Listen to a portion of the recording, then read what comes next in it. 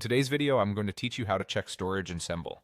If you're keeping an eye on how much space your projects, media files, and exports are taking up, this quick walkthrough will show you exactly where to find that information so you can stay within limits and plan your next uploads with confidence. First, start by logging into your Ssemble account. Use your usual credentials and complete any additional verification if prompted. A stable internet connection helps the dashboard load smoothly, especially if you have a lot of projects. Once you're in, give the page a second to finish loading so all menu options are visible and responsive. Next, head to the upper right corner of the interface. You'll see your profile area there, often represented by your avatar or initials. Click it to open the account menu. This is where Ssemble groups your personal and workspace settings, billing, and usage information. If your browser window is very narrow, you might need to maximize it to reveal the full menu.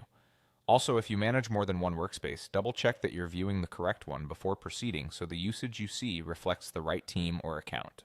From that profile menu, click on Credit Usage Logs. This is the section where Ssemble summarizes how your credits and resources are being used, and it typically includes details that reflect your storage consumption. Once you're on the Credit Usage Logs page, look for entries or summaries that indicate storage or media-related usage. You'll often find totals used versus your plan's allocation, along with recent activity that contributed to those totals, such as large uploads or high-resolution exports. Take a moment to scan any available filters or date ranges. Narrowing the view to the past month or quarter can help you understand trends and spot spikes. If you notice a sudden increase, think back to whether you imported large video files or duplicated projects. That context can explain where space is going and help you plan your next steps. It's also a good idea to note your remaining capacity so you're not surprised mid-project.